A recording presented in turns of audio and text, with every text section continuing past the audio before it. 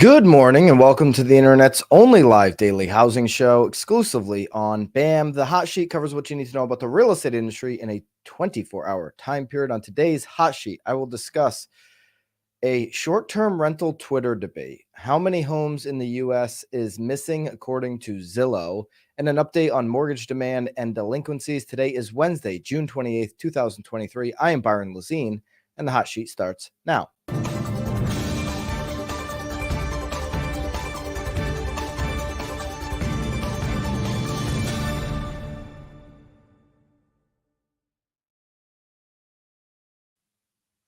Welcome back to the hot sheet. Hit the thumbs up. Appreciate you being here. Let me know which market you are tuning in from. And if you want all of the hot sheet, including our daily downloads, make sure you click the link below for BAMX. And we have a 4th of July special going on. So when you sign up for the annual, you get 15% off. Use the code USA from now till July 4th.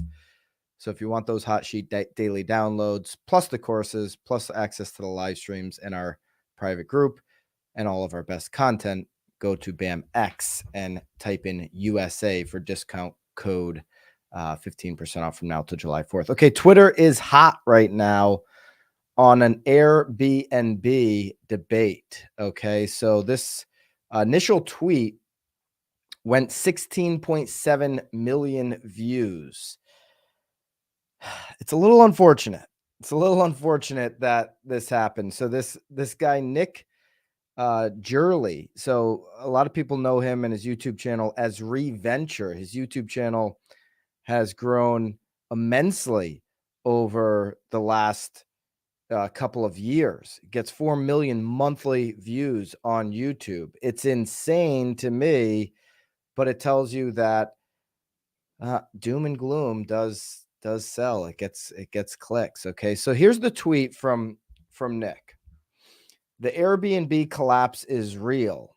Revenues are down nearly 50% in cities like Phoenix and Austin. Watch out for a wave of forced selling from Airbnb owners later this year in the areas hit hardest by the revenue collapse. So obviously, if this were to be true, agents in these markets should be networking and creating relationships right now with Airbnb owners if there's going to be a wave of sales. So according to Nick's data, again, Nick is, if you know him, it's probably from Reventure, his YouTube channel. His source is All the Rooms. So alltherooms.com. We'll look at that source. And then we're going to look at a reply that went viral to this as well. So he's got here's the list of the metros here. Sevierville, Tennessee, down 47+%. Phoenix and Austin and Myrtle Beach and San Antonio and Asheville, North Carolina. Cool little town. Who's been to Asheville before? Salisbury, Maryland, Nashville, Tennessee, Denver, and Breckenridge, Colorado are in the top 10. All of them 37% or more on a percent change in revenue per available listing from May 2022 to May 2023, year over year. Okay. New Orleans, Lakeland, Florida, Seattle, Panama City, and Orlando round out the top 15 here, according to this data from All the Rooms. Now you can see Nick goes on and puts up some more charts here. Okay, so Airbnb rentals versus homes for sale. Yeah, there's a lot of rentals, not many homes for sale. And I talked about this recently on Knowledge Brokers, myself, Lisa, and Tom. And listen, we believe that there is going to be some inventory that does come onto the market from Airbnb. We don't believe in a collapse, a cratering. There's not a lot of data that supports that. Okay, I mean these revenue drops that Nick's pointing out were disputed. Okay, so let's go back into the tweet thread here. So disputed not just by commenters. Here's the problem I have with this particular post coming from Nick. Just before I go to the response in his Reventure channel, anytime anybody responds to him. You can go through this thing, got 16.7 million views. There's tons and tons of comments. Nobody responds to him. He's not up for debate. We love to debate here with Bam, professional debates. It's something that has been very popular on this channel. Having a debate between what's going on in the real estate industry, what's going on in housing, how do you see things, what's your data say, can you back it up? That doesn't happen with a lot of these doom and gloomers. They drop a bomb on Twitter and then they run and hide in their hole. This particular person in 2000, this person right here, Reventure on YouTube, in 2020 and 2021, continued to tell people, do not buy homes. This crash is happening now. Well, what happened since then? Home gains went up 40+%. We're only down 5.1% from the peak.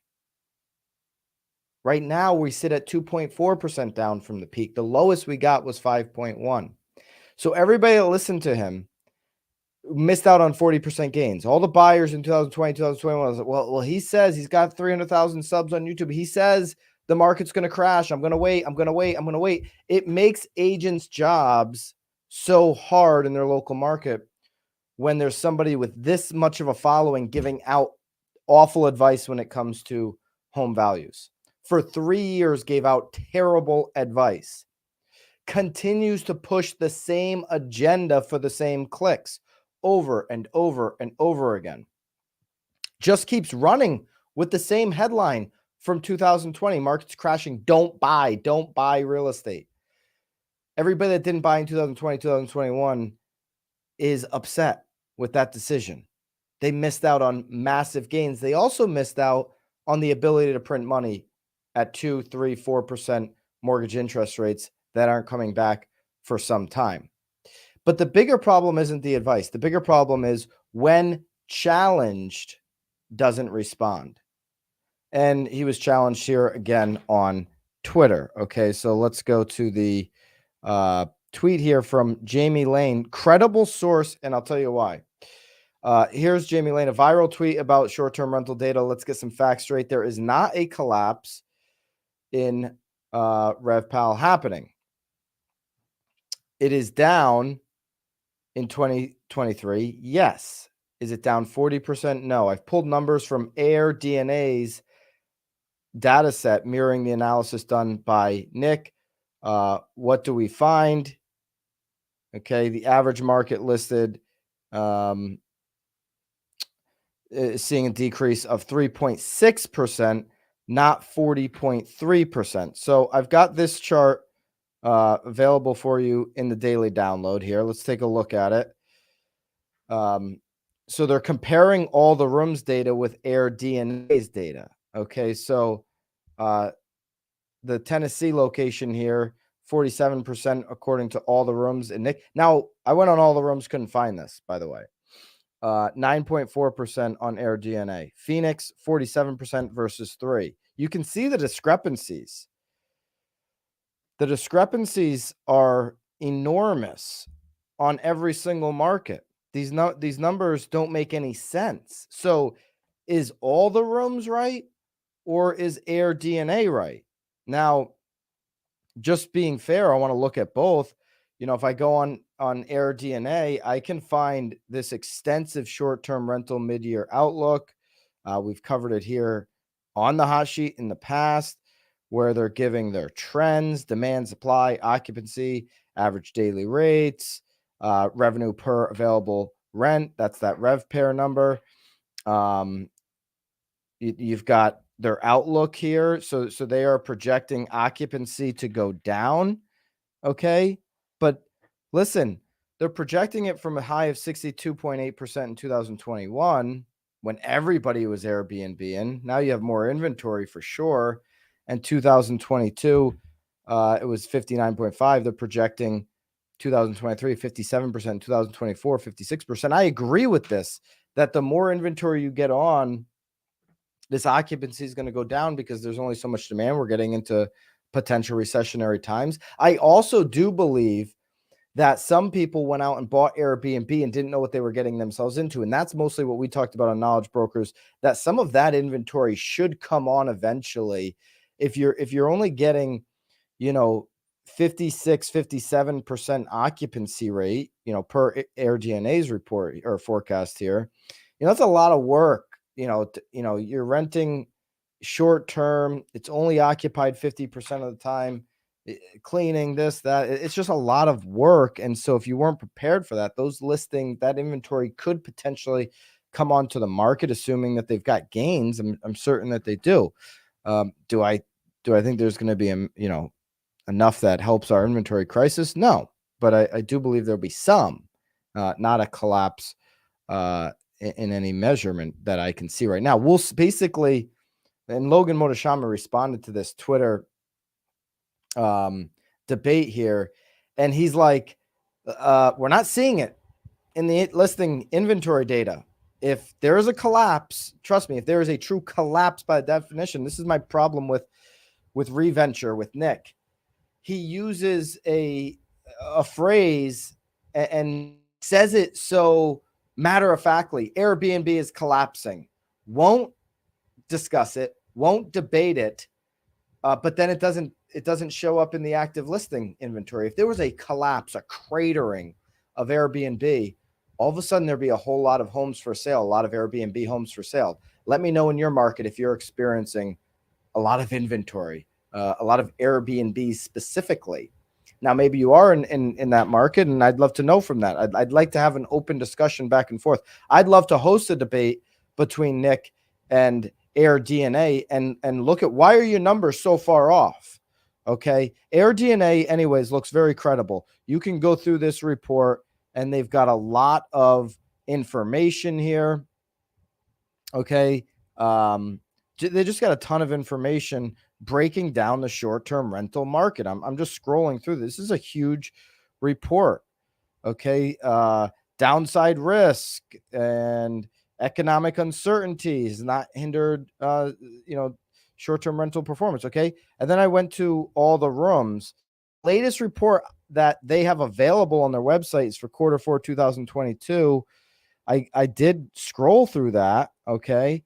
None of the information that Nick posted on Twitter is on here. So maybe you could see not as extensive. This is 5 charts, a table graph. And so maybe there's a huge paywall behind all the rooms, but nowhere could I find these numbers. Now, interestingly enough, AirDNA backing up their numbers on Twitter in this, well, it's not really a back and forth because they're putting it out there and nobody's coming back.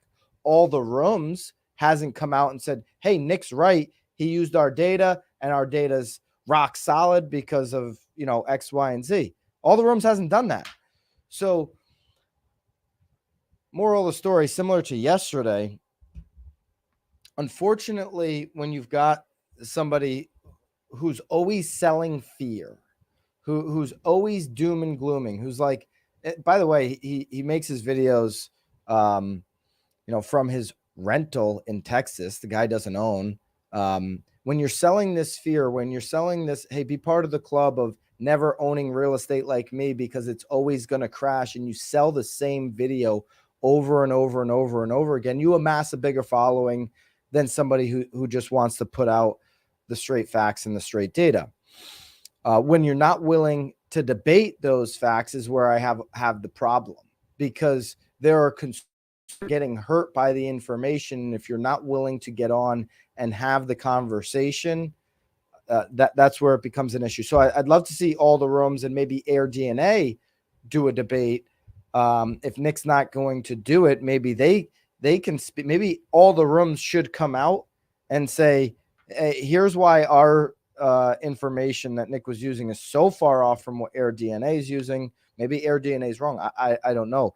If this were to be true on the left, if all the rooms analysis were to be true, then I would have to agree with Nick that we've got a significant amount of inventory about to hit the market, and we should be seeing that right now in real time.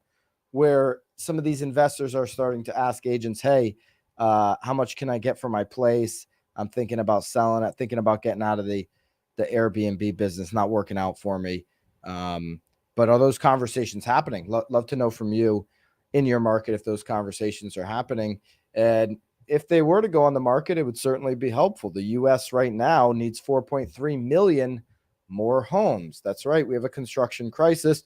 And a new Zillow report breaks down the affordability crisis in the US that shows the true gap between household formation and available housing, which currently sits at 4.3 million missing homes. I covered this in detail on yesterday's Real Word podcast.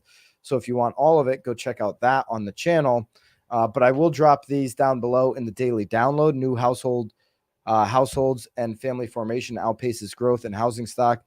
Yearly difference in total households formed, total families formed, and total housing stock. So you see total housing stock is obviously the lowest number, while total families formed being well over 4 million, and total households formed being also over 4 million, and total housing stock being 3 million or under there. This is the first time really that there's been this wide of a gap, leading up to 2020. Those three lines were very, very close to each other in the past. This is also on nowbam.com if you want the full report, or again on the Real Word podcast yesterday. The number of missing homes is increasing. Okay, so 2015, this is according to Zillow study. We've seen numbers between 2 and 7 million. Zillow's putting a firm number on it at 4.3 million right now. But in 2015, their number was 2.7 million. So the amount of inventory that we need, certainly for affordable housing, continues to widen right now. Year over year over year, this number gets bigger.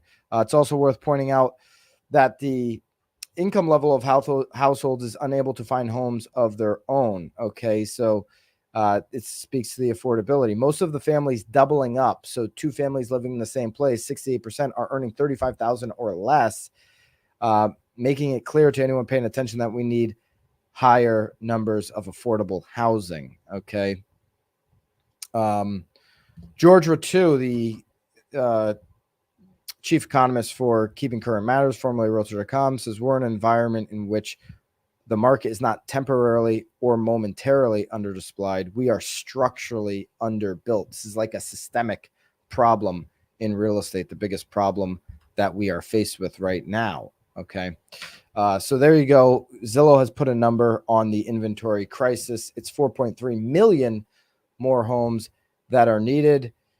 We just saw today, I think it was today, from U.S. Census Bureau that new home sales in May were up 12%. Okay, so new homes, we know, makes up 25% of the inventory right now.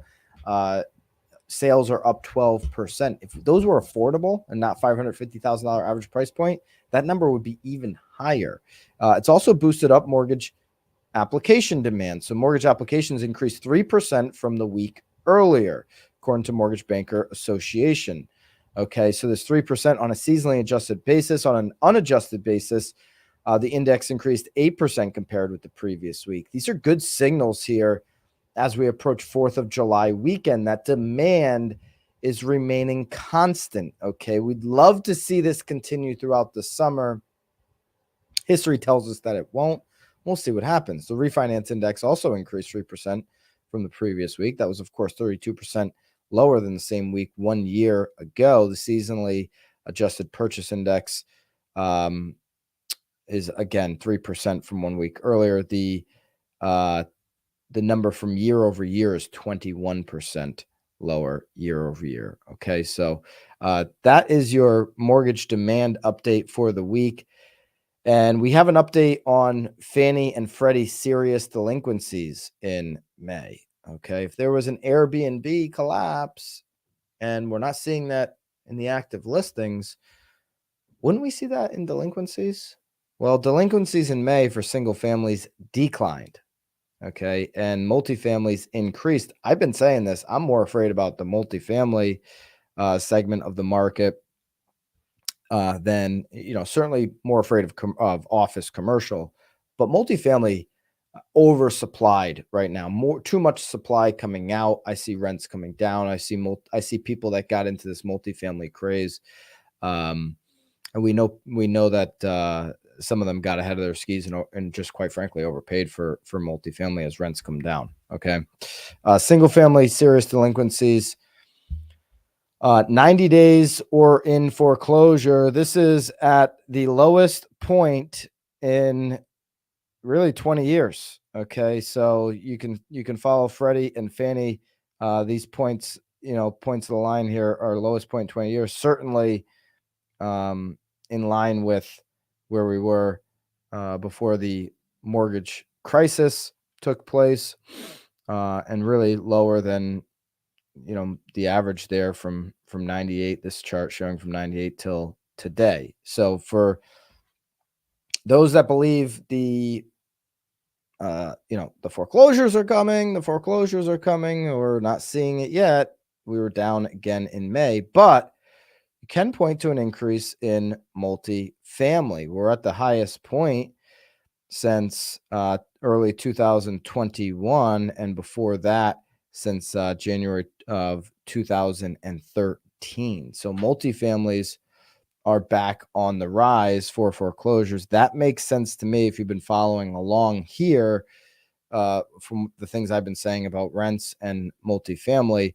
It should make sense. Freddie Mac reported that single family serious delinquency rate in May was 0.58%. That's down from 0.61% in April. Freddie's rate is down year over year from 0.8% in May 2022. It's below pre-pandemic lows. Freddie's serious delinquency rate peaked in February 2010 at 4.2% following the housing bubble, and peaked at 3.17% in August 2020 during the pandemic. Okay, so again, below pre-pandemic levels. The chart shows us it's well below, really almost anything, or in line with the low in the last 20 years. And for those loans that are in 3-month payments or past due and foreclosures, mortgage and forbearances are also being counted as delinquent in this monthly report.